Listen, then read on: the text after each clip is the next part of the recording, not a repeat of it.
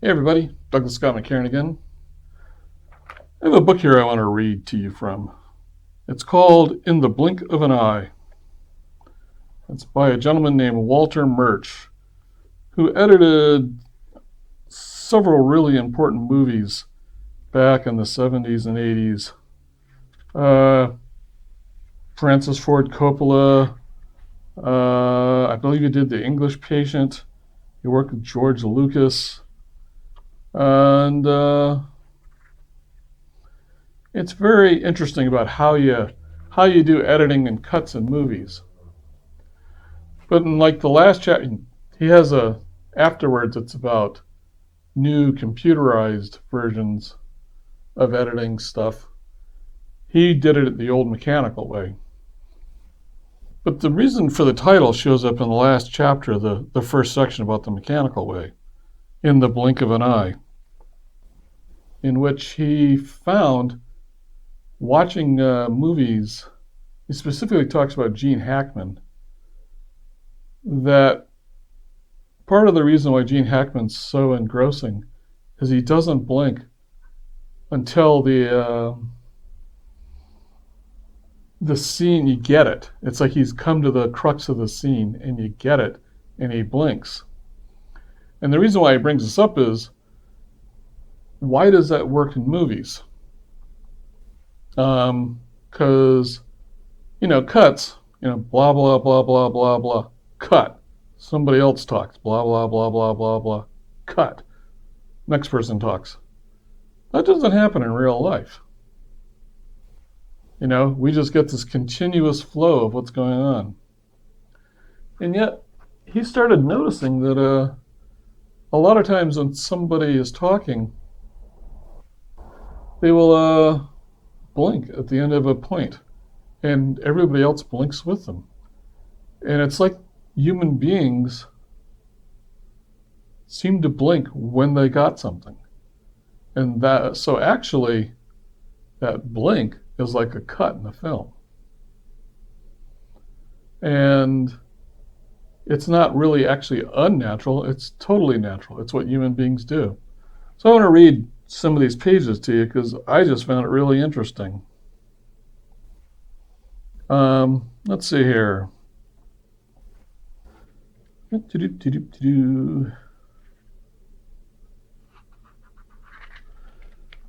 right. It's a chapter called Don't Worry, It's Only a Movie. Earlier I asked the question, why do cuts work? We know that they do, and yet it's still surprising when you think about it because of the violence of what is actually taking place. At the instant of the cut, there is a total and an instantaneous discontinuity of the field of vision. I recall once coming back to the editing room after a few weeks. In the mixing theater, where all movements are smooth and incremental, and being appalled at the brutality of the process of cutting. The patient is pinned to the slab and whack! Or either this or that. This or that, in or out. We chop up the poor film in a miniature guillotine and then stick the dismembered pieces together like Dr. Frankenstein's monster. The difference, the miraculous difference, is that out of this apparent butchery, our creation can sometimes gain not only a life, but a soul as well. It is all the more amazing because the instantaneous displacement achieved by the cut is not anything that we experience in ordinary life. We are accustomed to such things, of course. In music, Beethoven was the innovator and master of this, as well as our own thoughts. The way one realization can suddenly overwhelm everything else to be, in turn, replaced by yet another. But in the dramatic arts, theater, ballet, opera, there didn't seem to be any way to achieve total instantaneous displacement. Stage machinery can only go so fast. So why do cuts work? Do they have some hidden foundation in our own experience, or are they an invention that suits the convenience of filmmakers, and people just have somehow become used to them? Well, although day-to-day reality appears to be continuous, there is that other world in which we spend perhaps a third of our lives. The night-to-night reality of dreams. And images and dreams are much more fragmented, intersecting at much stranger and more abrupt ways than the images of waking reality. Ways that approximate, at least, the interaction produced by cutting. Perhaps the explanation is as simple as that. We accept the cut because it resembles the way images are juxtaposed in our dreams. In fact, the abruptness of the cut may be one of the key determinants in actually producing the similarity between films and dreams. In the darkness of the theater, we can say to ourselves, in effect, that looks like reality, but it cannot be reality because it's so visually discontinuous. Therefore, it must be a dream. Along those lines, it is revealing that the words a parent uses to comfort a child frightened by a nightmare, "Don't worry, darling, it's only a dream," are almost the same words used to comfort a child frightened by a film. "Don't worry, darling, it's only a movie." Frightening dreams and films have a similar power to overwhelm the defenses that are otherwise effective against equally frightening books, paintings, music. For instance, it is hard to imagine this phrase, "Don't worry, darling, it is only a painting." The problem with all this is the comparison of films and dreams is interesting, probably true, but relatively barren of practical fruits. We still know so little about the nature of dreams that the observation comes to a stop once it has been made. Something to consider, though, is the possibility that there may be a part of our waking reality where we actually do experience something like cuts, and where daylight images are somehow brought in closer, more discontinuous juxtaposition than might otherwise seem to be the case. I began to get a glimmer of this on my first picture editing job, The Conversation, 1974, when I kept finding that Gene Hackman, Harry Call in the film, would blink very close to the point where I had decided to cut. It was interesting, but I didn't know what to make of it. Then one morning, after I had been working all night, I went out to get some breakfast and happened to walk past the window of a Christian Science reading room, where in the front page of the Monitor featured an interview with John Huston. I stopped to read it, and one thing struck me forcibly, because it related exactly to this question of the blink. So this is John Huston talking.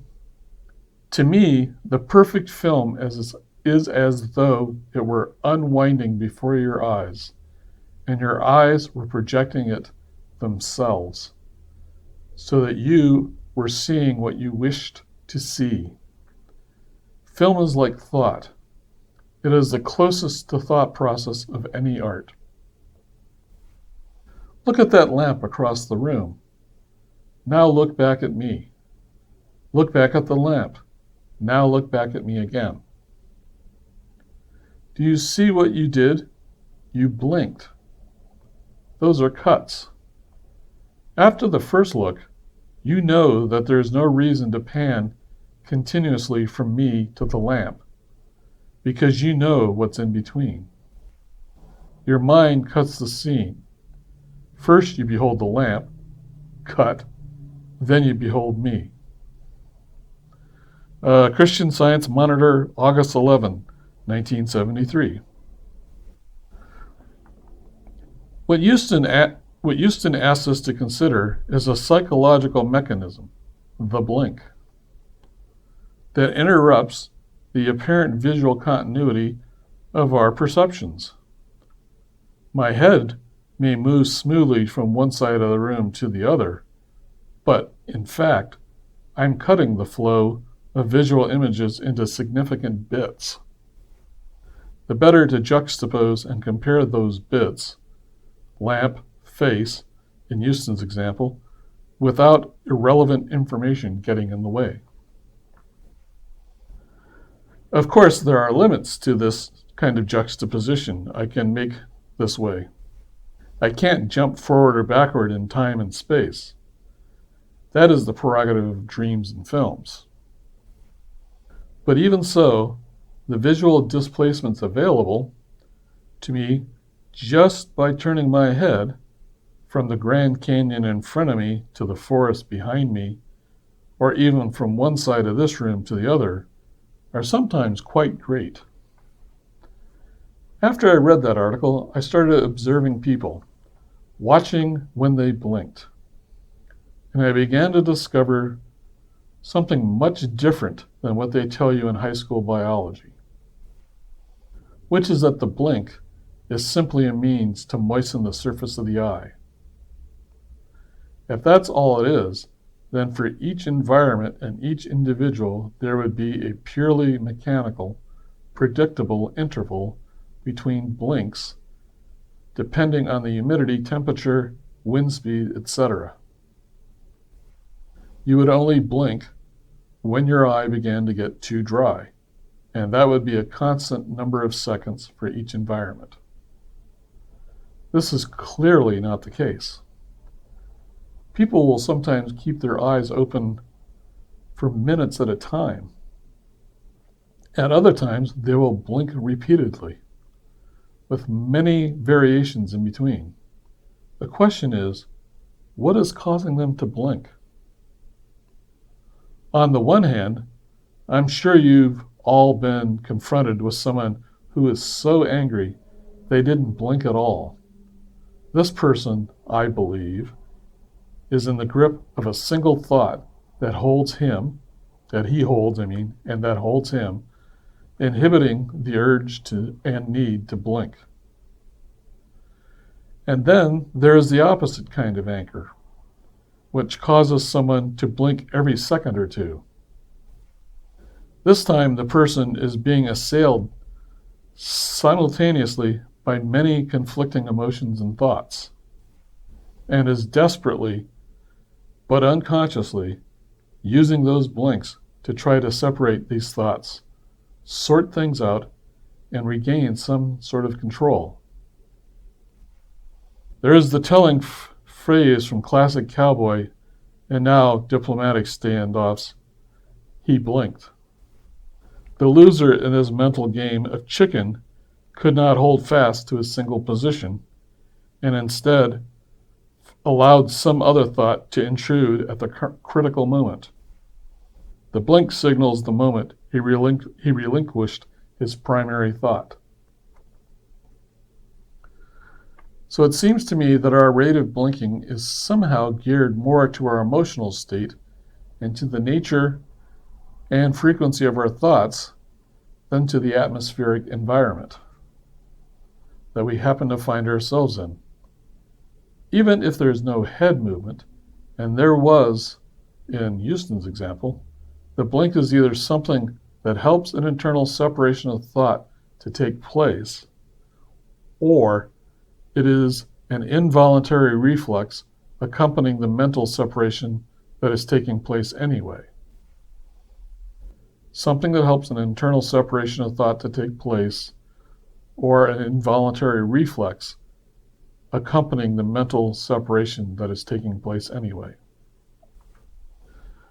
And he's quoting a Dr. Stern of Washington University in St. Louis has recently published experimental work on the psychology of the blink that seems to confirm this. And not only is the rate of blinking significant, but so is the actual instant of the blink itself. Start a conversation with somebody and watch when they blink.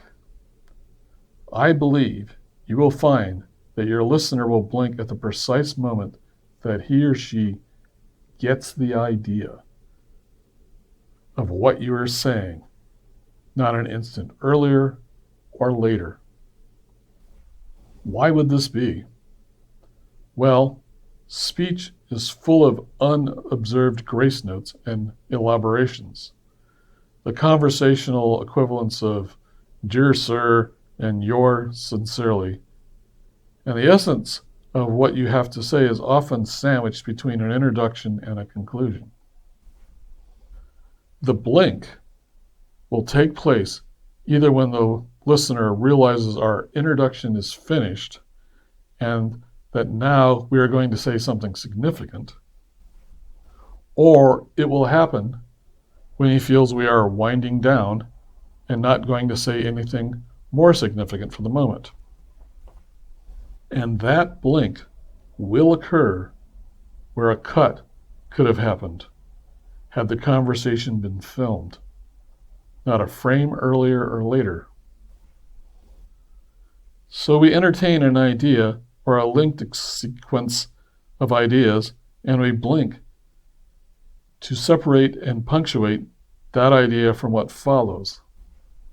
Similarly, in film, a shot presents us with an idea or a sequence of ideas, and the cut is a blink that separates and punctuates those ideas.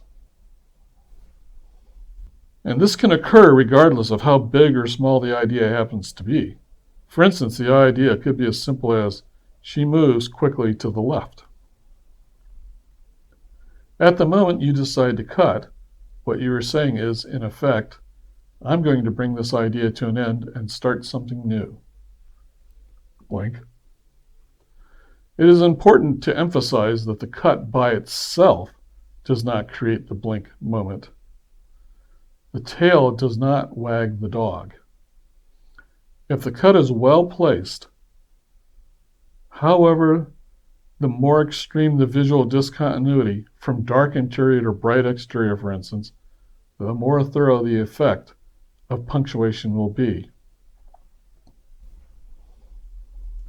At any rate, I believe filmic juxtapositions are taking place in the real world, not only when we dream, but also when we are awake.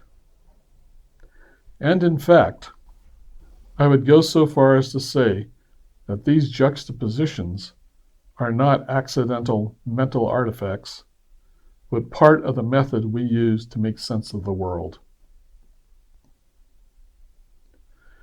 We must render visual reality discontinuous, otherwise perceived reality would resemble an almost incomprehensible string of letters without word separation or punctuation. When we sit in a dark theater, then we find edited film a surprisingly familiar experience, more like thought than anything else, in Euston's words. William Stokoe makes an intriguing comparison between the techniques of film editing and American Sign Language. In signed language, narrative is no longer linear. Instead, the essence is the cut from a normal view to a close-up to a distance shot to a close-up again, even including flashback and flash-forward scenes. Exactly as a movie editor works. Not only is signing arranged more like edited film than written narration, but also each signer is placed very much as a camera. The field of vision and angle of the view are directed but variable. William Stokoe, Language in Four Dimensions, New York Academy of Sciences, 1979. So, I'm going to go a little bit into the next chapter.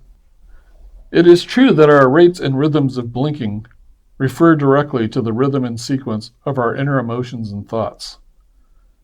Oh, if it is true that our rates and rhythms of blinking refer directly to the rhythm and sequence of our inner emotions and thoughts, then those rates and rhythms are insights into our inner selves.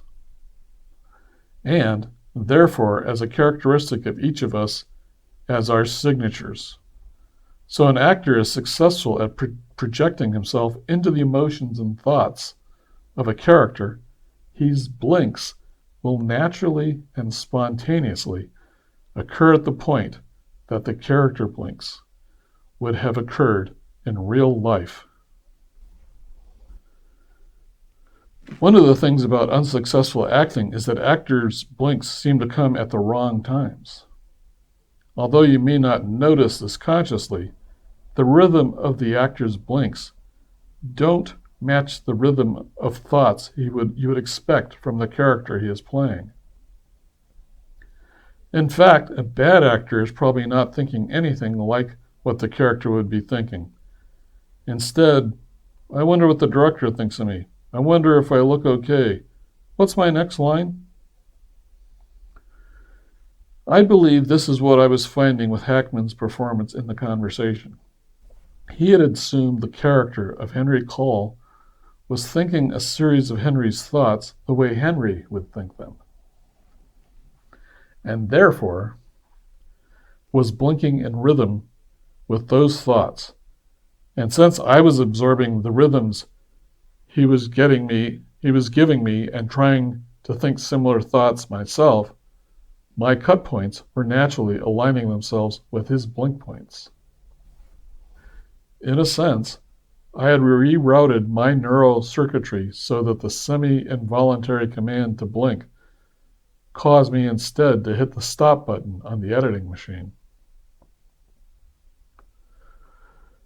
To that same end, one of the disciplines I follow is to choose the out point of a shot by marking it in real time.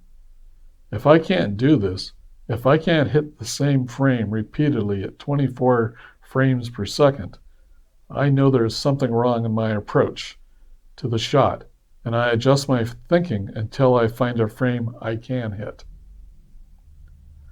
I never permit myself to select the out point by inching backward and forward, comparing one frame with another to get the best match. That method, for me, at any rate, is guaranteed to produce a rhythmic tone deafness of the film. So, it goes on for more pages, but I do find that interesting, the idea that the blink that we have in our eyes isn't just moistening our eyes. It's actually, it does that too. I'm blinking here and I'm still talking. I'm just moistening my eyes. But there are other times when you get really involved, you can actually stare. I've done this. I was in the Army. You'd be out there in the field and you wouldn't blink for minutes. And then all of a sudden you'd hear like a twig crack and you'd blink because you knew that nothing's happening, stuff was over, and now something was happening. So, if you're going to a movie, if you're talking to someone in real life, if you're a film editor, I'd say this is something really kind of important to consider. Because not only is the movie, but our lives really do live in the blink of an eye. Okay, thank you, and see you next time. Bye.